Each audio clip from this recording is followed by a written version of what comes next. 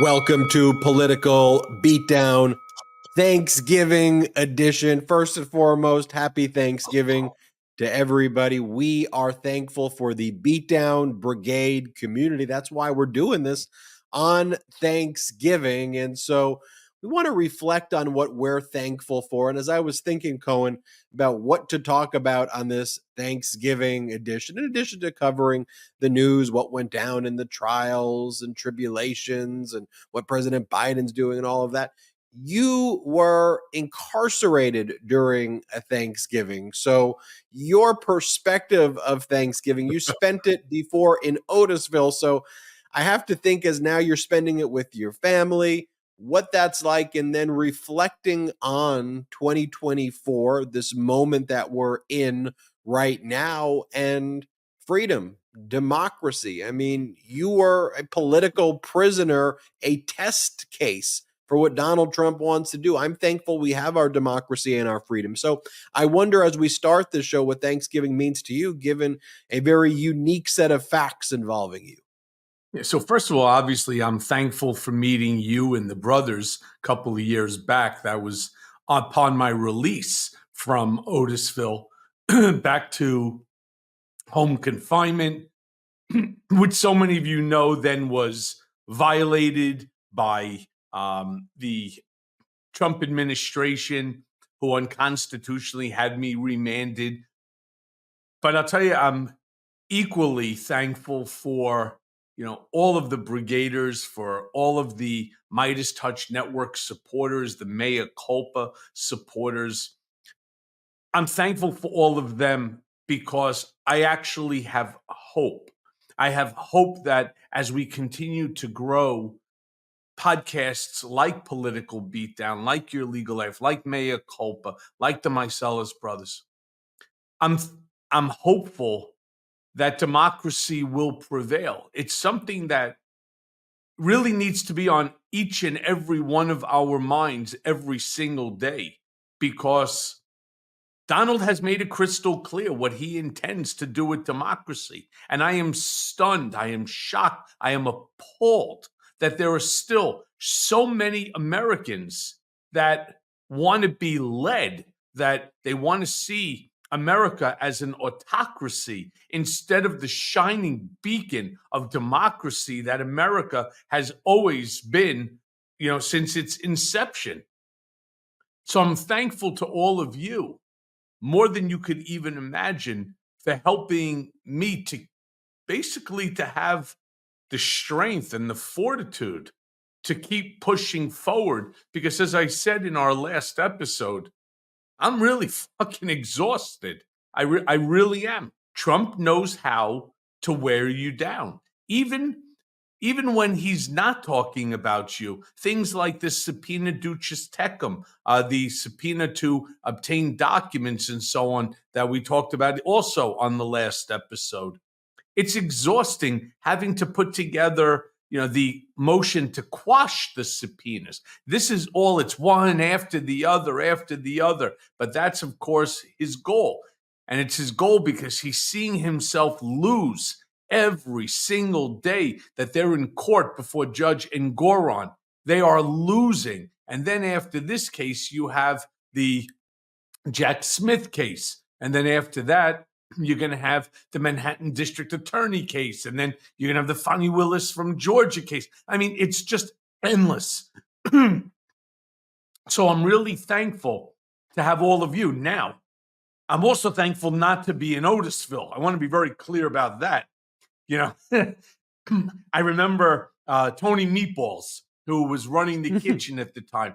And there was, a whole bunch of turkeys, and they were cooking them and so on. And they were slicing, the turkeys. And then you had, your sweet potato. And they actually gave us all fresh blueberry pies, which were brought in. They made a whole, to do out of Thanksgiving. While they think that, and it is, trust me when I tell you, it's such a memorable moment, because for the most part, the food really sucks. And while this was no great feast, You're certainly not going to a Michelin, ranked restaurant, though. Tony Meatballs was the best. I gotta be honest with you. His cooking was fantastic, even based upon the fact that the items they gave him to cook were generally old and outdated and shit. I mean, really, really bad. He managed to somehow make it into something that was worth even eating. So, it was an interesting thing, but to be away from my family, to be away from my wife, away from my daughter, my son, my parents, my in-laws, siblings, etc., was so tough. And you pick up the phone and you dial out using your special ID number because you have to have money in your commissary in order, and they charge you 25 cents a minute. And you don't get a lot of time. You only get 300 minutes a month. That's 10 minutes a day. So you really only get to spend, my wife and my 2 children. So I got 3 minutes to speak to each of them. Could you imagine this on Thanksgiving? Now, fortunately, they were all together, so I had 10 minutes to speak to the 3 of them. It's very, very, very tough. I mean, tougher than you could possibly imagine. But I can't tell you how thankful I am to be out of there. I can't tell you how thankful I am to be fighting in order to correct the record, in order to ensure something that we know Donald is going to do, and that is to weaponize the Department of Justice to go against his critics. And that could be anyone, literally from Joe or Jane citizen to a judge, whether it's a federal court judge, whether it's a lawyer, whether it's a Supreme Court judge, whether it's going to be a member of Congress, a journalist, a television host. It doesn't matter. It's anybody who Donald Trump takes exception to, and he will go after them. And my hope, and something I have been saying since the day that I was released, thanks to the intelligence and the truthfulness of Judge Alvin K. Hellerstein, federal court judge here in the Southern District of New York, that called it exactly for what it was, which was retaliation by Trump and Bill Barr and others in order to prevent me from speaking, in order to in order to curtail and stifle my First Amendment constitutional rights. So I am so thankful to be home, to be able to celebrate not just this Thanksgiving, but we're supposed to reflect upon Thanksgiving, but to be here for my wife's birthday, which I wasn't there, obviously because I was at that time incarcerated, or my children's birthday, or our anniversary. I mean, these are all things that I'm so thankful for, that I could wake up every single day in my own bed, looking at my wife, and then seeing my children, in the mornings. That's a thanks that I can't even truthfully put into words. I think it is so important that I'm so grateful that you shared that with the Beatdown Brigade. And because what's always lost on news networks as they prop up fascism, or just the way they talk about issues, they just dehumanize everything. And what we can never forget is that behind the headlines, behind the stories, behind all of the division that this right-wing disinformation echo chamber is trying to create, are people sitting at the Thanksgiving table. And I want to be able to break bread with all of my fellow Americans. I do. I really do. And I want my fellow Americans to be armed with the facts. I'm okay if after being armed with the facts, we sometimes disagree about various issues. That's perfectly okay. But I don't want to disagree with the facts. I don't want to disagree about the importance of our democracy. I don't want to disagree about treating people how people should be treated. It's unacceptable that we could be a nation that supports bullies and just degrading people and dehumanizing people and just going to marginalize people and making them feel like crap or even worse versus uplifting them. There shouldn't be disagreement.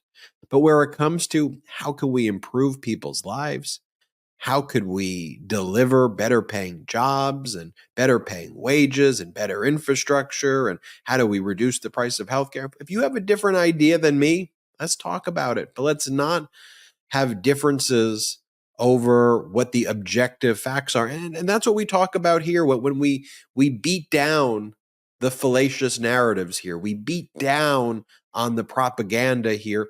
And just a small example of it, Cohen, we talk about the New York Attorney General civil fraud case, where we just heard that Jeff McConney, Donald Trump's former controller who testified, many people are saying that he was the worst witness for Donald Trump yet, a witness who Donald Trump called to take the stand, recalled him to the witness stand. We'll talk about that in a moment. So just put that to the side for a moment. But let me just give you an example where Donald Trump and Donald Trump's lawyers say that this judge who's out to get him, they say, said in the court, I'm not here to hear what Donald Trump has to say.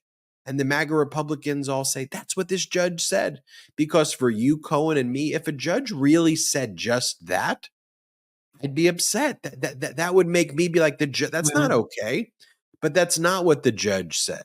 The judge said, I'm not here to hear what you have to say. I'm here to listen to your answers to the questions on cross-examination. Now, if after hearing that full set of facts, you still think what Judge Engoron said was inappropriate, fine, you're entitled. But don't give me the fake facts. Don't tell me that the January 6th insurrectionist was a Fed and held up a badge and then it's a vape and then you just move on. Don't tell me that Mar-a-Lago that the judge was the one who made the valuation of Mar-a-Lago at $27 million when it was Trump who made the valuation of Mar-a-Lago so he could pay less property taxes. And if Mar-a-Lago was a residential property, Cohen, you and I would say, sure, maybe it's $150 million, $250 million, whatever the valuation is for a residential property. But Donald Trump says it's a commercial property intended to forever be used as a club, so he didn't have to pay property taxes. It's not $1.5 billion, but let's agree to facts. Let's understand what the facts are, and then we can disagree. And that constant propaganda machine is what we've got to beat down. So for all of you who are watching, who are showing family members this show for the first time, let them know that this is what we talk about here. This isn't I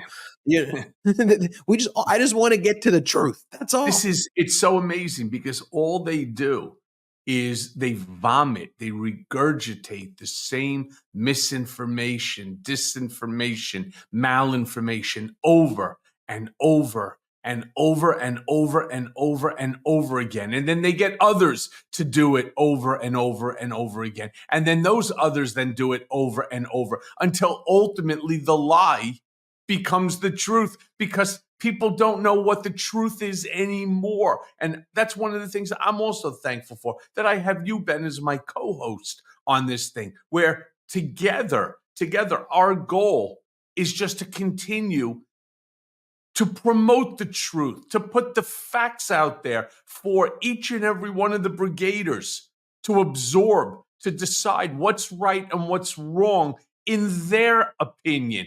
My opinion is relevant to me, and your opinion, of course, is relevant to you.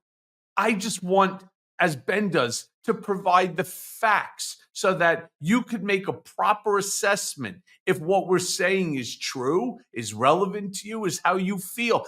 I've talked about this before on the show when I said that Ed Koch had a very famous line that if you agree with me 6 out of 12 times, you should vote for me. If you agree with me 12 out of 12 times, you should see a psychiatrist. And that's Ed Koch's words. And it's not only is it funny, because Ed Koch was a funny guy, it's true. It's true. You're not supposed to believe, or you're not supposed to be in sync with somebody 12 out of 12 times. Think about you with your spouse. Think about you with your friends. Do you agree on everything? No, I think the Giants are better than the Jets. I think the Yankees are better than the Mets, or the Mets are better than the Yankees, or whatever it might be.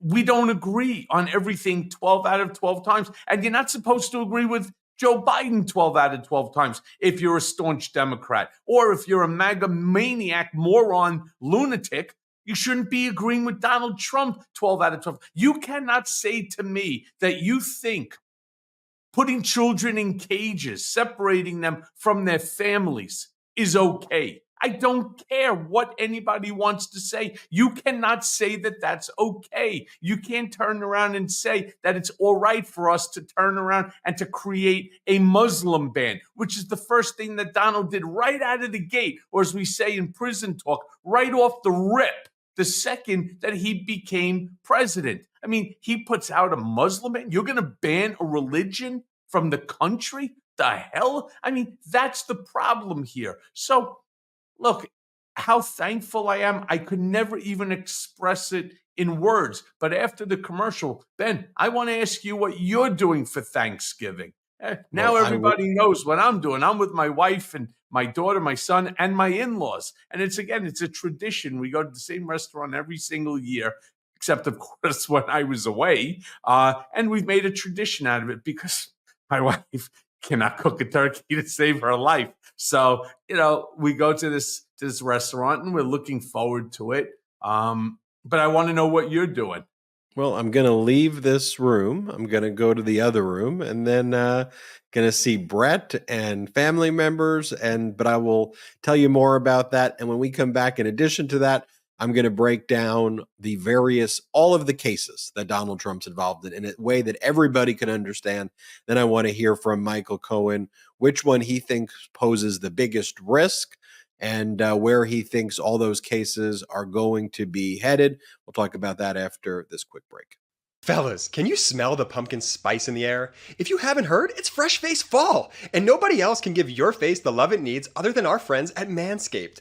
The folks who change below your belt are here to help you with their brand new Handyman electric face shaver, designed to give your face that smooth finish without the mess of a wet shave. It's the perfect tool for men with all beard lengths. Whether you're lining up your neckline or taking it all the way off to feel that autumn breeze, make sure to join the 9 million men worldwide who trust Manscaped with our exclusive offer. Head over to manscaped.com and use code BEAT for 20% off and free shipping.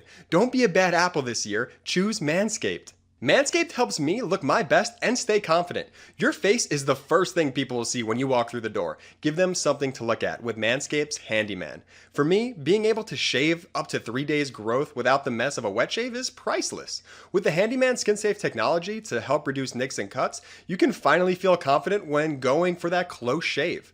For wet or dry use, feel free to bring this anywhere and everywhere. The compact design and airplane friendliness make this the perfect travel tool for on the go. And for my fellas with a little more scruff, Manscaped's Beard Hedger Pro Kit has everything you need to tame your mane. Featuring their signature beard hedger, this cordless trimmer has a rotary wheel that gives you 20 hair cutting lengths, all with one guard. The Beard Hedger is a high-tech piece of art in a travel-size package with a long-lasting battery, universal charging, and a strong motor. Trust me, gents, you can't go wrong with any of these options. Get 20% off and free shipping with the code BEAT at manscaped.com. That's 20% off with free shipping at manscaped.com and use code BEAT. Hit the refresh button with the Handyman. We are back. Nothing like a Jordy Manscaped read on Thanksgiving. Great work. Boy, am I thankful for that read. Great work, Jordy. All right. What I'm thankful for, I want to say first and foremost, I'm thankful for you, Michael Cohen, joining the Midas Touch family. I'm thankful for my dogs barking right here. I'm thankful that you're all just going to hear it. The food coming in right now. That's the dogs barking. So come on in. They're bringing more food in. That's why you're all part of the Thanksgiving lunch right now, and so I'm thankful for that. So food's coming in now. After this, I'm going to go and eat some, Michael Cohen. But what I want to talk about too is the cases. that are going on, just so that if everybody's got their family around, they're watching Political Beatdown, let's just quickly review where we are right now. The New York Attorney General civil fraud case, that's a civil case regarding Donald Trump's fraudulent financial valuations. My co-host Michael Cohen testified in that case. The case is set to end, we believe, in the next 2 weeks, early December, somewhere around December 8th or December 9th. That case is ahead of schedule, not a criminal case, a civil case. So ultimately, what we'll be dealing with is a judge making a ruling. There's no jury in this case.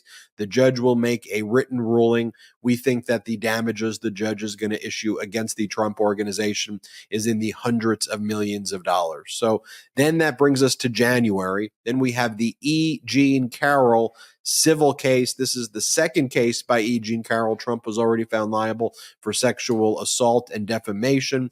This is another defamation case that was filed before the other defamation case. And you'll remember Michael Cohen and I were live on Political Beatdown when the verdict happened in that other case. I went back and I looked at it. The moment that verdict for $5 million was reached by a unanimous jury, the new case is going to be on just defamation, but it's now liability has already been determined. So it's just a case on damages. Well, And Ben, I expect there to be. But Ben, if we can, just to give a little bit more color to this, you may remember that same day, not even 24 hours later, the Mandarin Mussolini moron himself was on CNN. I think it was with Caitlin Collins, and he started to attack E. Jean Carroll again. And he, once again, regurgitated the exact same lines that he was just held $5 million responsible for. This is the level of stupidity that the ignoramus in chief just doesn't get, that he is not above the law. And that's, again, something that this entire Political Beatdown brigade, that we will hold him accountable. We will make sure that he is held accountable for not just his stupidity, but accountable for his actions. It's something he's managed to, escape literally since childhood. But sorry for interrupting. I just wanted to. It's great context, because here's the thing. There may be an E. Jean Carroll 3, a third case. What E. Jean Carroll's lawyer, Roberta Kaplan, did, and so intelligently, is just amended the older complaint just for the purposes of punitive damages, because ratifying the conduct adds to the punitive damages. So that was the first move that was made. Didn't file a new case yet, because why have a new case that can delay the older case? So now the older case will go. The jury will just be hearing that Donald Trump engaged in sexual assault, was found to have defamed her by a prior jury. What are the damages? I could see a jury awarding 10, 50, $100 million. And we will keep you abreast of everything happening there. But that's a case that happens in January. Then we move to March, and there we have the Washington, D.C. federal criminal case being prosecuted by special counsel Jack Smith before Judge Tanya Chutkan for Donald Trump's attempt to overthrow the results of the 2020 election that's scheduled for March 4th of 2024.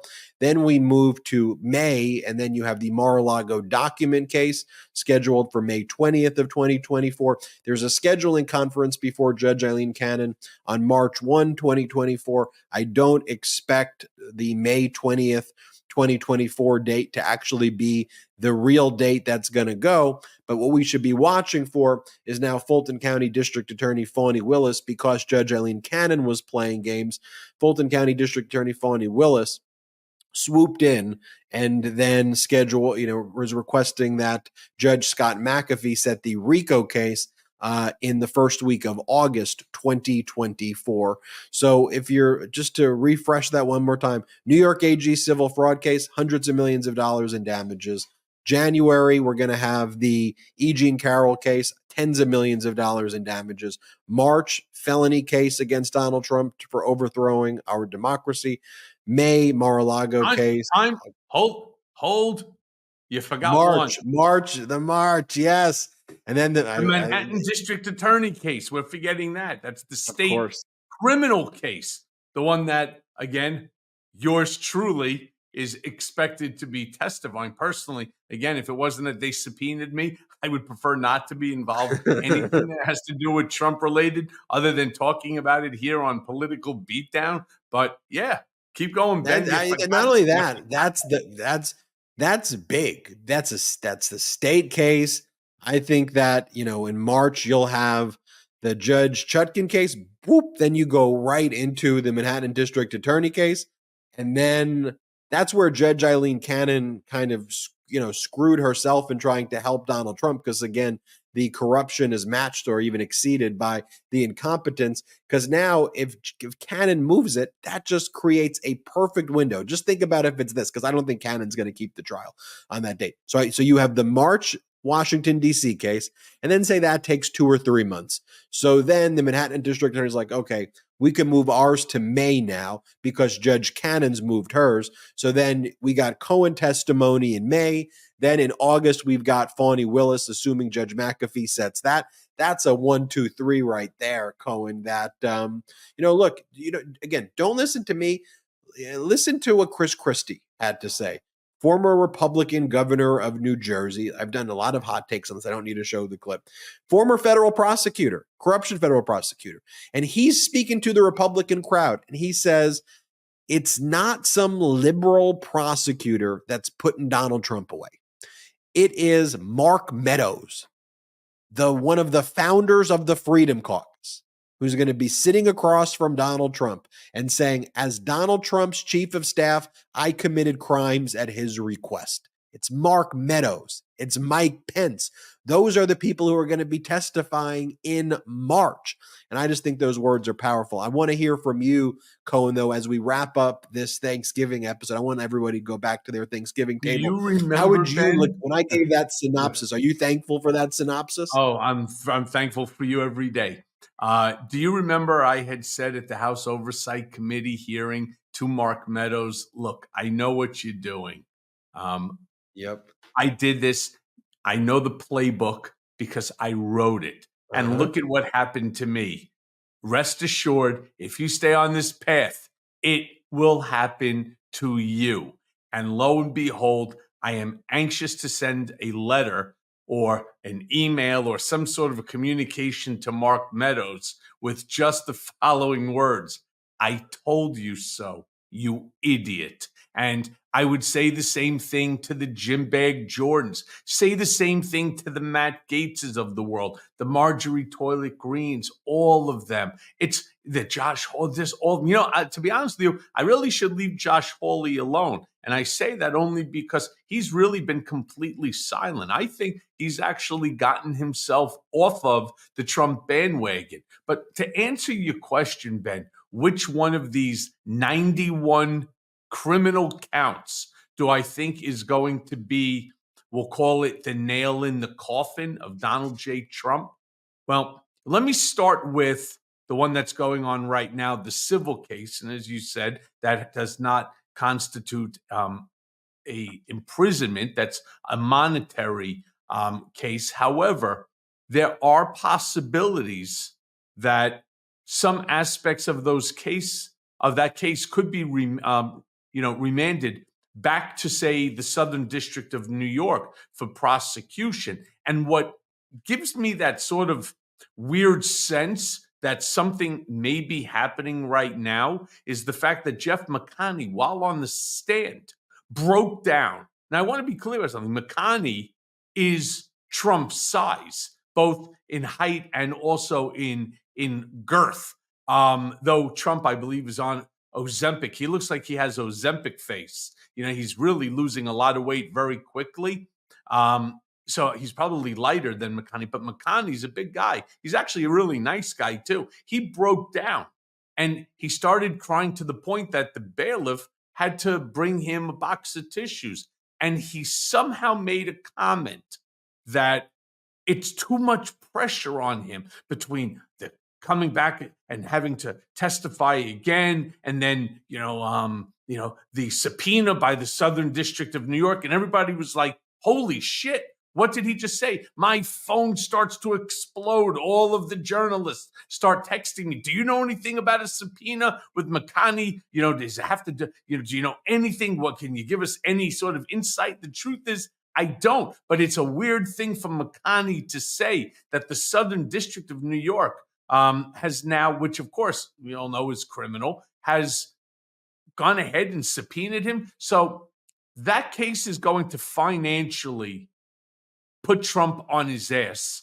Not to mention, it is going to unwind the Trump Corporation, at least here in the state of New York. It becomes what's known as like the death spiral, where you're no longer able to operate because they revoke your license, your privilege to do business in the state of New York. And since the Trump Corporation is a New York State domiciled corporation, they then revoke the licenses and they revoke the registration, and that company is no longer in existence. So all of the assets pursuant to disgorgement will be sold off, and whatever the amount of money that is owed to the state for, we'll call it for the fine, penalties, interest, and so on, and it's going to be significant dollars. They will use the assets that get sold off in order to pay off that debt. Now, let's go back to the 91 charges, criminal charges that are being brought against Donald Trump. I would have to say that Donald will be found guilty and held accountable on all 91 charges. It's really what I believe. I believe that whether it's Fani Willis, whether it's Alvin Bragg, whether it's Jack Smith, these are not folks that just jumped into creating a charge for shit's sake, that they just say, hey, let's just throw in, this as well.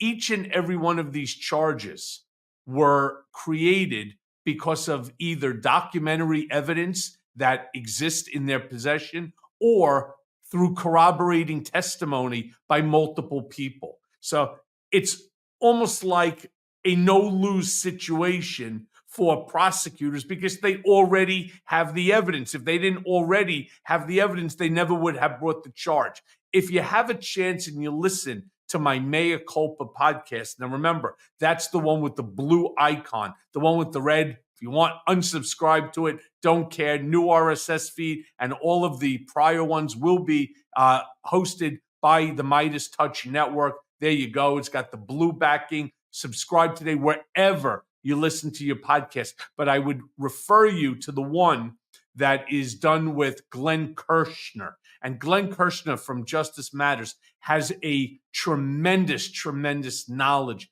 as a 30-plus year federal prosecutor.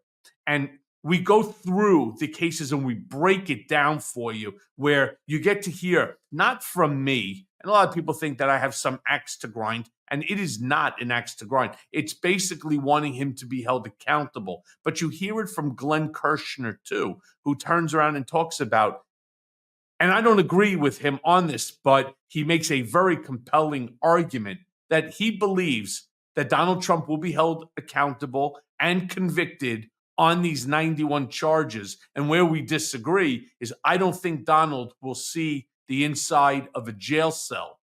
Glenn Kirshner is absolutely adamant that he will. And if that means that they're going to have to build a small building on a property or something like that, very much like they did many years ago in Miami with Noriega, where he had a small cadre and that he had his own protection from the Bureau of Prisons and so on. But Glenn Kirshner is absolutely certain that Donald Trump will be held and incarcerated. He also believes that Judge Chutkan, who has basically had enough of Trump's bullshit, that after sentencing, that he will be remanded. You imagine this? He will not be able to bond out. He's going to be held, immediately post that sentencing, which so it'll be like,